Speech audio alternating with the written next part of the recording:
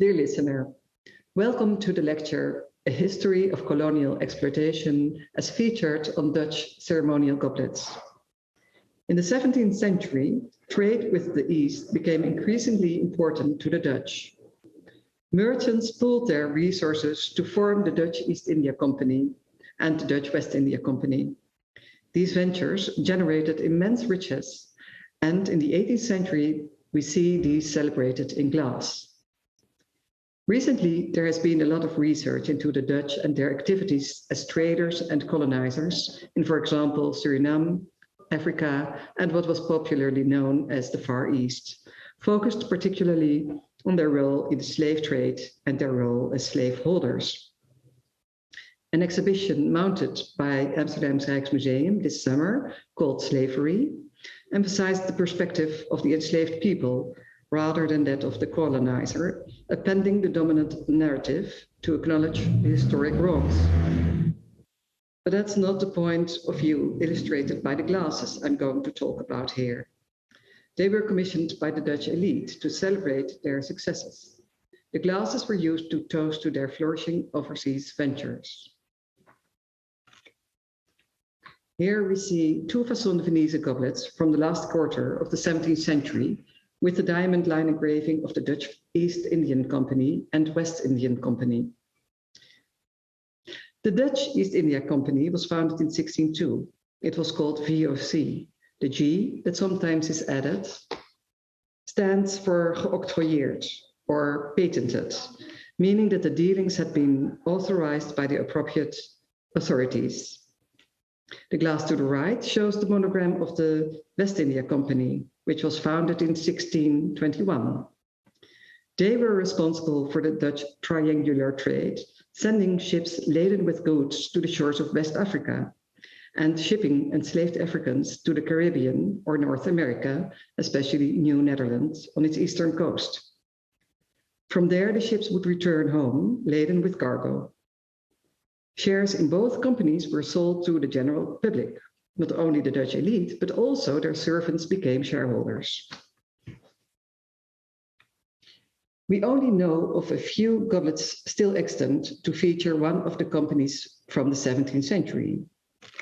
There are many more from the 18th century. That's probably because the engraved ceremonial goblets became immensely popular in refined circles as society life flourished. The VOC was an enormous corporation. Its management was spread over 6 so-called kamers, or chambers, in 6 cities, with the Amsterdam chamber by far the most important one. What you see here is an early 18th century wheel engraving showing the coats of arms of the various chambers. Top right, the chamber in Middelburg with the coat of arms of Zeeland. And then going clockwise, Rotterdam, Enkhuizen, Hoorn, Delft, and again Amsterdam, here at the top left with the 3 crosses. In the center, you can see Fortuna, the goddess of fortune and embodiment of fate. As usual, she's standing on a ball. This time it is wings. These wings are a reference to Mercury, god of trade, and that of merchants and travelers. The board of the Dutch United East Indian Company numbered 17 directors, known as the Heren 17, the gentlemen 17. They were also called the Heren Majores, as you can see on this goblet. Majores means administrator, and here they are called the noble administrators. This goblet and the previous one have a shape that is characteristic of glasses having Rotterdam origin. The style of engraving is also typically associated with the city. Both goblets were probably used at dinners following a meeting of the Rotterdam Chamber. Both these goblets feature a wheel engraving of a ship with many cannon. The Dutch VOC ships were typically well armed so that they could fight sea battles with ships from rival nations with whom the Republic was at war. Cannon were also needed to ward off pirates. The two ships shown here both went to Batavia, now the Indonesian capital of Jakarta, in the 1770s. Many details of the voyages made by these VOC ships are still extant and have been published. Goblets such as these were commissioned by people with a direct link to the specific ship, like its master or a shareholder. For example, we know of a goblet bearing a toast to the friends of a departing ship's captain. In a similar vein, there's also one known to have ordered by the brother of a ship's captain to celebrate the captain's safe return. While we know of quite a few goblets featuring VOC ships by name and their portraits, I recall only one glass showing a particular ship that sailed for the West India Company. And although the Dutch ran countless plantations in Asia, particularly in Dutch East Indies, now Indonesia, we know of no goblets featuring a toast to or a depiction of any of them. I can imagine that such glasses may well have existed, but that they were probably destroyed either during the Japanese occupation of Indonesia during the Second World War, or by the Indonesians themselves. After the bloody war for independence finally gained in 1949, the Indonesians would have seen no reason to preserve the possessions of their colonial oppressors. Quite the opposite. This wheel engraving is a toast to the prosperity of the Cape of Good Hope. You can clearly recognize the Table Mountain. The other side of the bowl depicts a personification of hope with her falcon and anchor. We know of only two other goblets featuring an engraving of the Cape.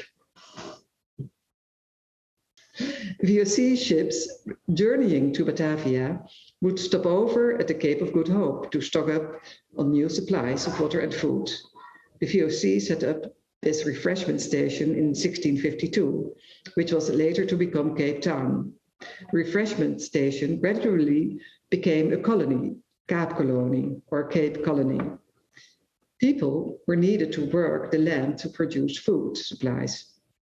Thousands of enslaved people from countries around the Indian Ocean were shipped to the Cape Colony.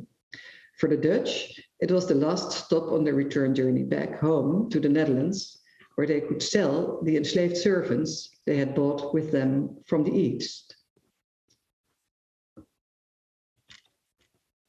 According to the Kunstmuseum The Hague, the mill is of the same date as the glass, so they could be originally belong together.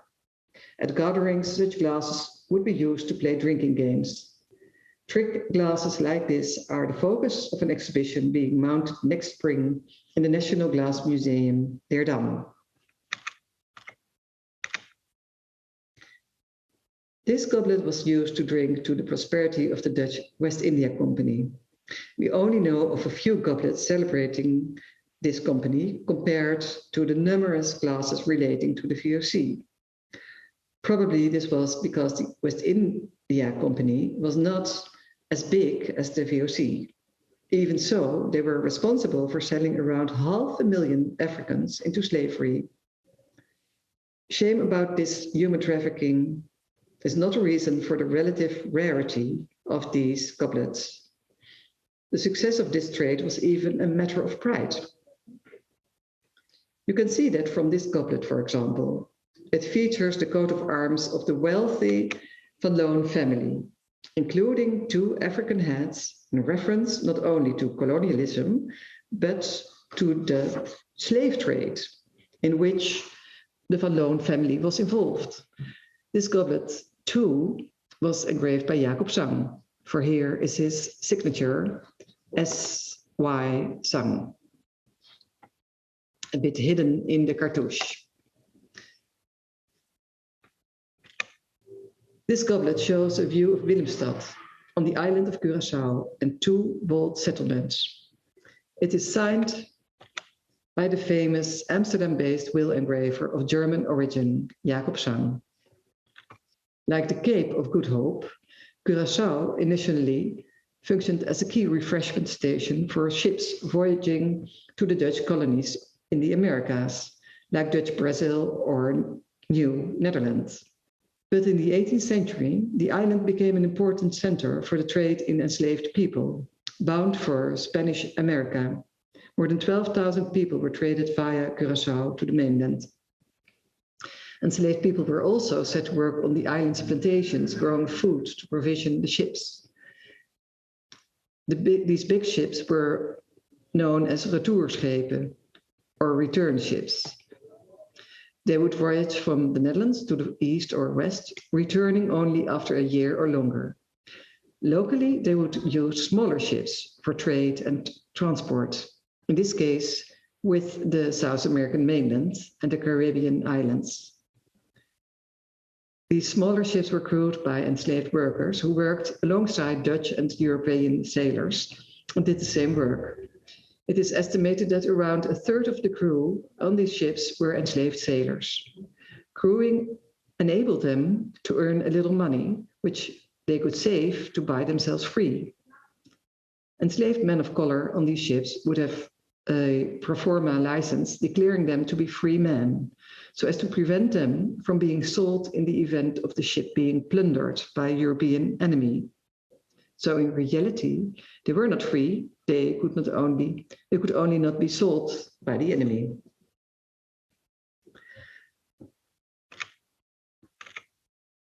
This toasting goblet depicts the coats of arms of the Suriname Society, in Dutch, Sociëteit van Suriname. These were the owners of the colony. Effectively, there were 3 owners. Here we see the coat of arms of Amsterdam, featuring the 3 crosses beneath the crown. Below it, on the left, the coat of arms of the West India Company, featuring a W on the stern of the ship. To the right is the coat of arms of the Van Aarsen van Sommelsdijk family. In the center, we see a monogram of 2 mirrored and intertwined letters S, standing for the Society of Suriname. Below this monogram, an indigenous Indian bearing a bow and arrow. Such figures are often depicted alongside the Suriname Society coat of arms, as Indians were the original inhabitants of Suriname. They offered a great deal of resistance to the colonizers and concluded an agreement with the Dutch that they could not be sold into slavery.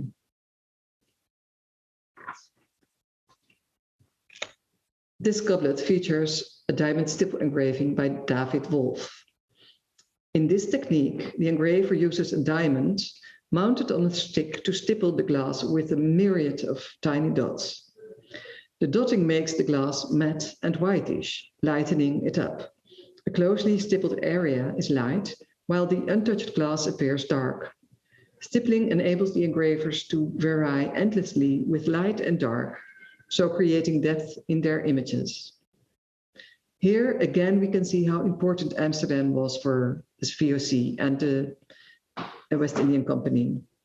The crowned personification of the city of Amsterdam is shown seated on a throne, receiving the gift of a cornucopia from Asia, a horn of plenty filled with pearls. The personification of Africa offers up its riches, proffering an elephant's tusk. Both Asia and Africa are depicted as freely offering their riches up to Amsterdam, but in reality, Amsterdam just took. Ironically, the depiction of Africa seems to be the same as the famous medallion by Joshua Wedgwood, a prominent abolitionist. As noted earlier, we know of no glasses extant depicting plantations in the Dutch East Indies, but a number of glasses, about 12, to toast the plantations in the colony of Suriname have been preserved. Curator Evelien Sint-Nicolaas of Amsterdam's Rijksmuseum surmises that this could be because the colony's plantations were often managed at a distance. Some plantation owners never came to Suriname at all. Back home in the Netherlands, they could propose a toast to the business ventures there. The inscriptions on these goblets, featuring the Amsterdam coat of arms and that of the Neveu family, propose a toast to the success of two of the Neveu's family's 6 plantations, La Singularité and Spieringshoek. The 2 glasses have only recently been brought to the Netherlands from Suriname by Neveu's descendants. This goblet is engraved by the famous stipple engraver Frans Greenwood, who together with his brothers inherited a plantation in Suriname called the Black Creek. He is an example of these plantation owners that never traveled to the colony to see it.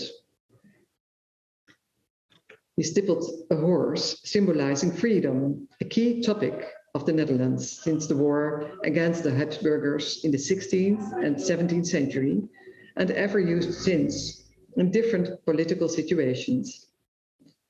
It was one of the important themes on glass. It seems ironic now that freedom was one of the key symbols associated with the Netherlands.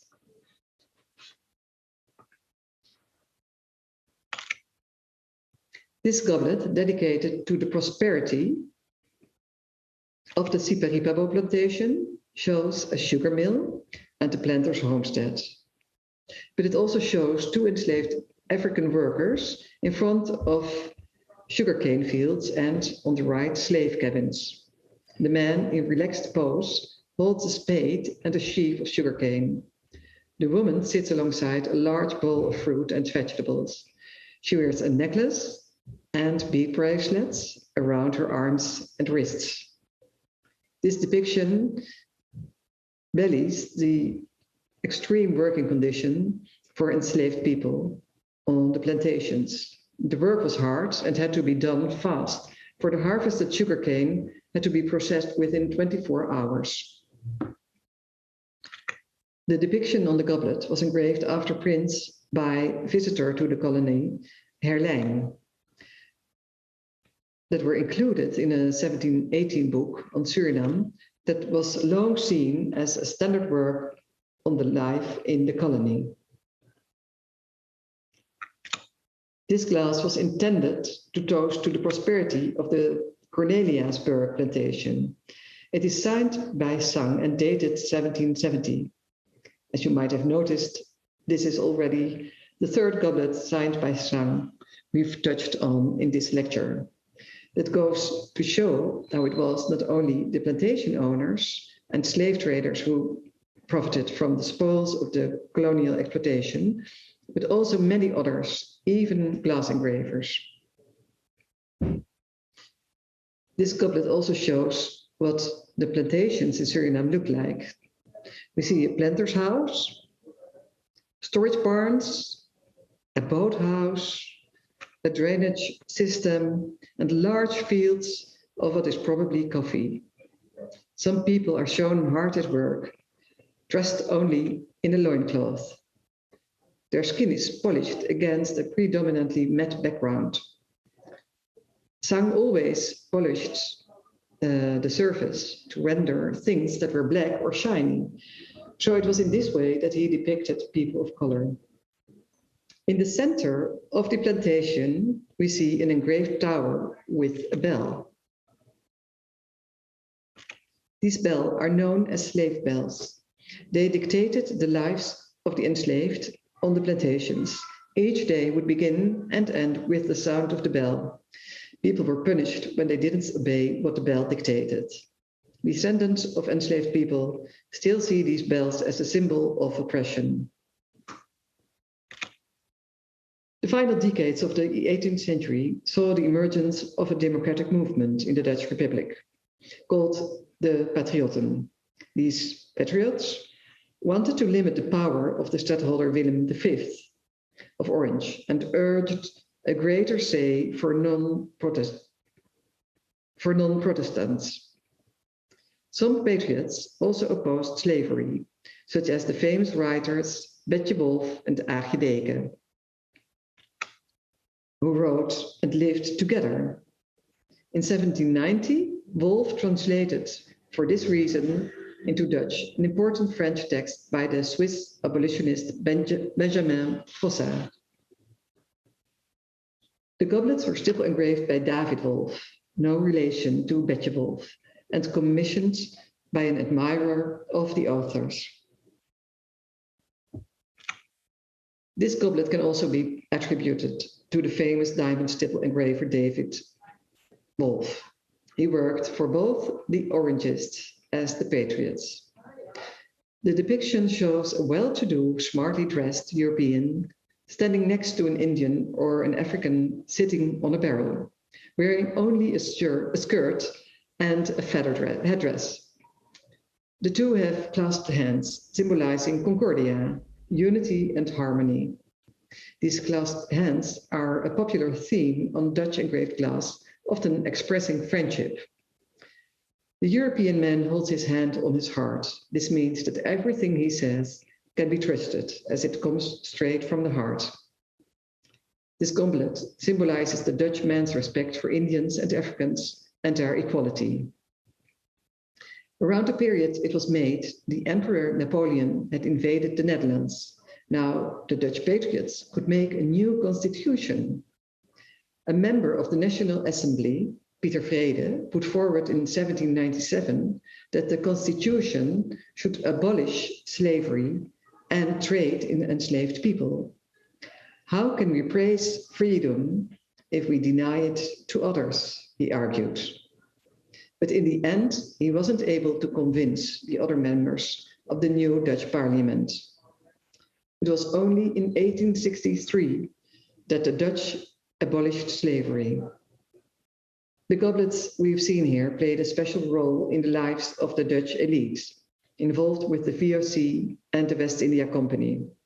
The glasses were used to drink to an even greater success and profits that were derived at the expense of others. Only a glass made in the end of the 18th century remains as a testimony to the abolitionists. Thank you for your attention.